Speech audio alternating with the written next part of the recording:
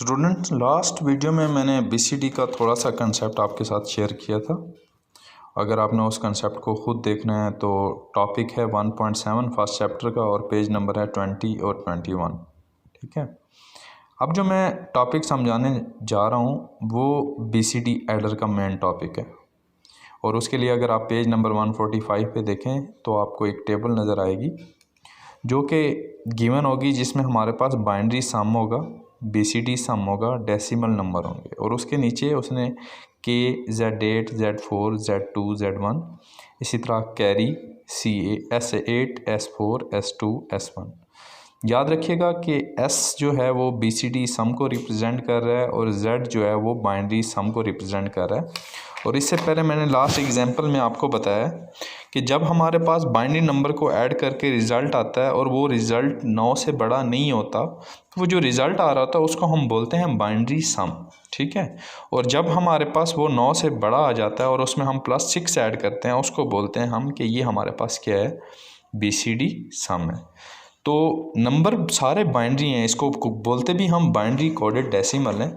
तो टेबल बनानी है, आप रट्टा मारें, आपकी मर्ज़ी, आप मेरे हिसाब से देखेंगे तब भी आप इसको हैंडल कर लेंगे। बहुत ही आसान है। 0 1 0 1 0 1 0 1 0 1। याद रखिएगा कि बीसीडी में नंबर्स जो है ना वो मैक्सिमम 19 होते हैं, 19 से ज़्यादा नहीं होते। इसी तरह ये 0, ये 1, ये 0, ये 1, ये 0, ये 1। गिन लें, 1 2 3 4 5 6 7 8 9 10 11 12 13 14 15 16 17 18 और ये हमारे पास 19 नंबर। ठीक है। इसी तरह ये हमारे पास 00 11 फिर 00 फिर 11 फिर 00 फिर 11 फिर 00 फिर हमारे पास 11 और फिर हमारे पास 00 और ये हमारे पास 1 आ गया। इसी तरह 40 फिर 41 फिर हमारे पास 40 फिर हमारे पास 41।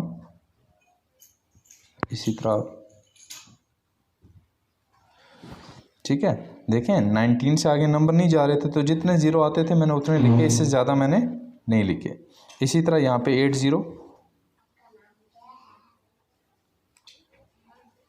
फिर हमारे पास 81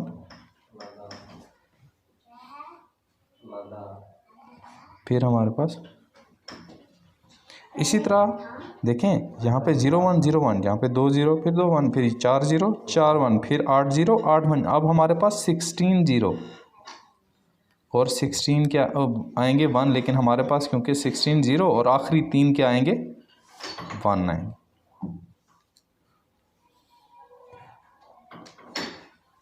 आगे पीछे हो सकते हैं, आप तरतीब से बनाएंगे, मैं क्योंकि आपको समझाने के लिए बना रहा हूँ।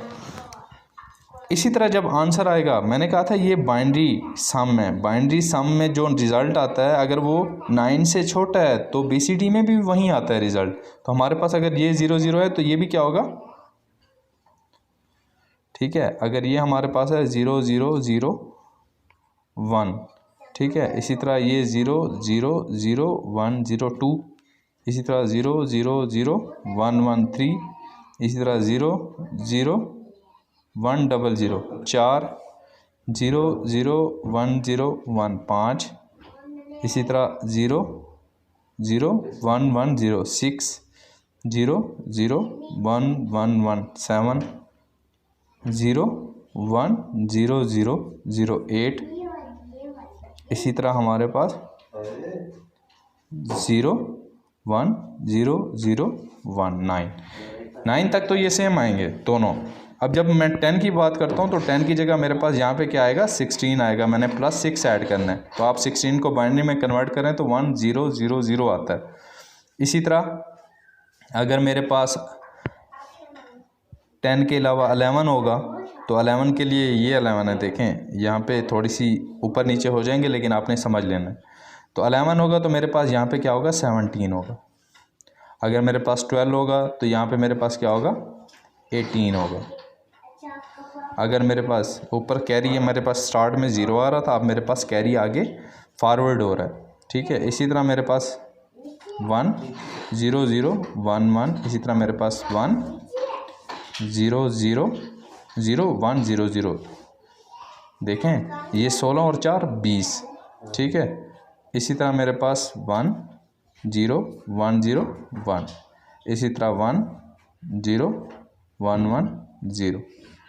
इसी तरह मेरे पास 1 0 1 1 1। गिन लें कितने, 1 2 3 4 5 6 7 8 9 10 11 12 13 14 15 16 17 18 और आखिरी हमारे पास 1 1 और ये 3 0। ये टेबल आपकी पेज नंबर 145 पे बुक की बनी हुई है, आपने इसको देखना है वहाँ से। अब इसमें सारी चीज़ों में से देखें ये भी 4 बिट नंबर है और ये भी 4 बिट नंबर है। अब जो मसला आ रहा है वो या तो इस के का आ रहा है और या इस कैरी का आ रहा है। अब आपने इसको कैसे कवर करना है, देखें जब आप सी की बात करते हैं तो सी 0 मिन टर्म्स, अगर मैं इसकी के मैपिंग करूं, आप के मैपिंग करें आपकी मर्ज़ी, बूलियन अलजबरा से पहले मैक्स मिन टर्म्स निकाल के उसको सिंप्लीफाई करें आपकी मर्ज़ी, या एक और तरीका मैं अभी आपको बता रहा हूं।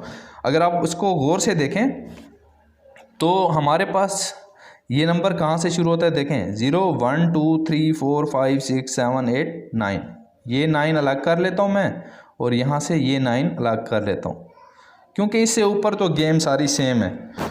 इससे ऊपर जो हमारे पास इससे ऊपर वाली यहाँ इस साइड पे गेम है वो सारी सेम है, उसमें कोई चेंजिंग नहीं है। लेकिन इससे नीचे चेंजिंग आ रही है क्योंकि हमारे पास सी आ रहा है और सी की वजह से अब हमारे पास ये जो वैल्यू आ रही थी ये 10 आ रही थी और ये वैल्यू हमारे पास 0 0 0 आ रही है। तो अब आपने इसकी मैपिंग करनी है। मैपिंग कैसे करेंगे, देखें आप देखें कि आपका ये 1 कैसे आता है। जब आप इसको मल्टीप्लाई करते हैं 0 को, तो इसके लिए एक इक्वेशन भी लिखी हुई है, उसमें लिखा हुआ है C is equal to K plus, फिर आपका लिखा हुआ है Z8 Z2, फिर आपका लिखा हुआ है प्लस Z8 और Z4।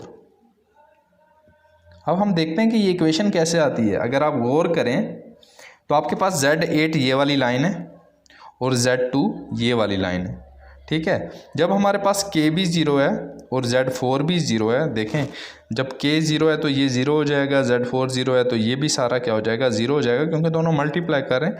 लेकिन Z8 और Z2 आपस में क्या है, Z8 और Z2 को मल्टीप्लाई करें तो हमारे पास ये पहले 2 1 आ जाते हैं, ठीक है। जब ये पहले 2 1 आते हैं तो हमारे पास आउटपुट पे भी क्या आएगा, देखें 0 plus 1 plus 0 is equal to 1। तो देखें स्टार्ट में ये वाले 2 और ये वाले 2, इससे हमारे पास ये वाले 2 आ रहे हैं, पहले वाले 2। अब थोड़ा सा आगे चलते हैं, ये देखें 1 2 3 4 ये वाले 8 और 1 2 3 4 ये वाले 8, ठीक है। Z8 और Z2, ठीक है। अब देखें ये वाले 4 और ये वाले 4, के तो 0 है तो मेरे पास ये 0 हो जाएगा, प्लस अब इस केस में देखें या तो Z2 0 है या फिर हमारे पास Z8 0 है। यहाँ पे वो 0 हो जाएगा, यहाँ पे 0 हो जाएगा, यहाँ पे 1 आएगा। इनको आपस में मल्टीप्लाई करना है, Z2 और Z8 को मल्टीप्लाई करें, 0 1 0 0 1 0 1 1 1 1 1 1, ठीक है। मतलब 2 पे 1 आ रहा है, 2 पे 0 आ रहा है। लेकिन अगर हमारे पास Z4 और Z8 को देखें तो ये भी 1 है, ये भी 1 है, ये भी 1 है, ये 1, चारों पे 1 आ रहा है। तो 0 प्लस 1 ये हमारे पास 0 हो जाएगा, प्लस 1 हो जाएगा, तो आउटपुट में C क्या आएगा, 1 आएगा। तो मेरे ये 4 अगले वाले भी क्या हो जाते हैं, कवर हो जाते हैं, ठीक है। अब मैं आगे देखता हूँ। अब हमारे पास वो भी हो गया, ये भी हो गया, 6 9 10 11 12 13 14 15 16 17 18 19। अब हमारे पास आखिरी 4 बच गए हैं, ठीक है। यहाँ पे मेरे से शायद थोड़ी बहुत गलती हुई है, लेकिन आपको समझ आ जाएगी, जो चीज़ मैं समझाना चाह रहा हूँ वो समझ आ जाएगी। अब आखिर में देखें दो और दो 4 कवर हो गए, हमारे पास 6 कवर हो गए, बाकी हमारे पास 3 रहते हैं। जब हमारे पास के यहाँ पे तीनों में 1 है, आखिरी तीनों में के, क्योंकि पहले 16 ज़ीरो होते हैं और उसके बाद बाकी बचते ही 3 है, तो हमारे पास 3 1 है। तो ये 1 है, तो ये हमारे पास 0 भी हो तो हमारे आउटपुट में 1 आता है। तो हमने इसकी एक इक्वेशन बनाई है, के plus Z8 Z2 plus Z8 और Z4। ठीक है, ये इक्वेशन क्यों बनाई है इसको हम डिस्कस करते हैं। तो अगर आप इसकी सारी मिन टर्म्स लिखें, जैसे आप पहले वाली को देखें, यहाँ पे इसकी मिन टर्म्स बनाए 1 के लिए, तो हमारे पास क्या आ जाएगा, के का कम्प्लीमेंट Z8, फिर हमारे पास Z4 का कम्प्लीमेंट, फिर Z2, फिर हमारे पास Z1 का कम्प्लीमेंट। इसी तरह सारी मिन टर्म्स लिखने के बाद फिर सिंप्लीफाई करेंगे तो 2-4 घंटे लग जाएंगे। लेकिन अगर आप ये इक्वेशन रट्टा मार लें या फिर उसको इस तरह से समझने की कोशिश करें कि ये 2 है और ये 0 है, के 0 है तो के की वैल्यू 0 है, कोई फ़र्क नहीं पड़ेगा। Z4 हमारे पास 0 है, तो ये जब मल्टीप्लाई करेगा Z8 के साथ, क्योंकि Z4 और Z8 इकट्ठे है, तो वो भी इसको 0 कर देगा। इसी तरह लेकिन हमारे पास Z8 और Z2 1 है, तो ये दोनों मल्टीप्लाई होकर आउटपुट में हमारे रिज़ल्ट दे देंगे 1। ठीक है, इस तरह से आपने कंसेप्ट समझना है।